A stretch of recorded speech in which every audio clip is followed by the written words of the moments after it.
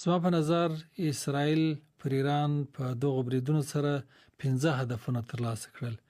یو دا و چې د ایران د پوځ عملیاتي رهبری ګډه وډه کړه، ځکه یو شمېر جګپوړي پوځي قومندانان یې ووژل چې په هغه کې لوی درستیز هم و.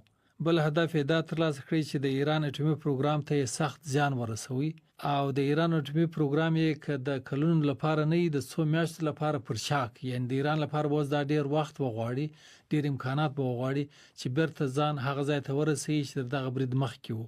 اسرائیل دریم هدف دا ترلاسه کړي چې د ایران دفاعي او عملیاتي وړتیاوې یې کمزور کړي، یعنی هغه د توغندیو دستګاوې یا وسیلې او مرکزونه تر ډیره حده له منځه یوړل چې هغه به ایران پر اسرائیل د برید لپاره کارول. څلورم هدف یې دا و چې د ډیپلوماسي هڅې شنډې کړي، ځکه ټاکل شوی و چې د ایران او امریکا په منځ کې د ایران د اټومي پروګرام د راتلونکي په اړه بل غونډه وسی. اوس هغه غونډه وځنډېده. بل ټاکل شوی و چې پر روانه ونې کې په ملګرو ملتونو کې د فرانسې او سعودي په کوربتوب د اسرائیل ترڅنګ د فلسطین هیواد د جوړولو پر لارو چارو باندې یو نړیواله غونډه وسی. امریکا مخکې لا ویلي و چې دوی د دې غونډې خلاف دي او هیوادونه یې هڅول چې دې غونډې ته مورځي. اوس د فرانسې ولسمشر اعلان وکړي چې دا غونډه وځنډېده.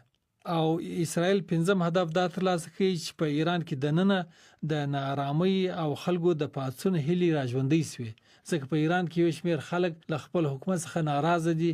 په دغه بریدونو سره د ایران حکومت کمزوري سو، نو هغو خلکو ته یو ښه موقع په لاس ورغله او اسرائیل غواړي چې په ایران کې خلک د خپل حکومت پر ضد راوپاریږي. اعظمي صاحب، خو ایران هم ځوابي بریدونه وکړل. ایران په خپل بریدونو سره څه ترلاسه کول غواړي؟ ایران بیا زما په نظر پر اسرائیل باندې په خپل بریدونو سره درې مهم هدفونه ترلاسه کړل یا ترلاسه کوي. یو دا دی چې د پراخې ویجاړۍ بیره رامنځته کوي، یعنی اسرائیل ته دا پیغام ورکوي چې که تاسو پر موږ باندې حمله وکړي موږ جوابي گزار کوو، نو تاسو ته هم تاوان درسوو. د ایران دوام هدف دا دی چې په دې ډول حملو سره د اسرائیل د نورو بریدونو مخه ونیول شي. پر اسرائیل د ایران د برید دریم هدف دا دی چې د خپل پوځ مورال او روحیه قوي کړي، ځکه ډیر لو ضربه ولیده او د دې ترڅنګ دا هم غواړي چې د خپل ولس باور خپل کړي. ایران لپاره د دې شخړې پایلې څه دي؟ څه فکر کوئ؟ د ایران اسلامي جمهوریت د یو انقلاب لاري په 1990 کال کې، یعنی 40 کاله پخوا رامنځته شو او تر هغه راوروسته په پرله پسې ډول له یو شمېر کړکېچونو او خطرونو سره مخامخ شوی دی.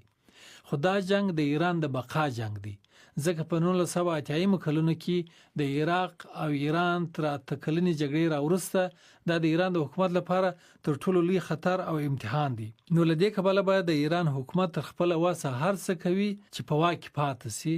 خو دا خبرم د یادونې وړ ده چې په دې لړ کې به ایران د پخوا غوندي پراګماتیک سیاست غوړه کوي، یعنی عملګرا او د حقیقت په نظر کې نیول سره، نه دا چې کومه احساساتي پریکړه وکوي.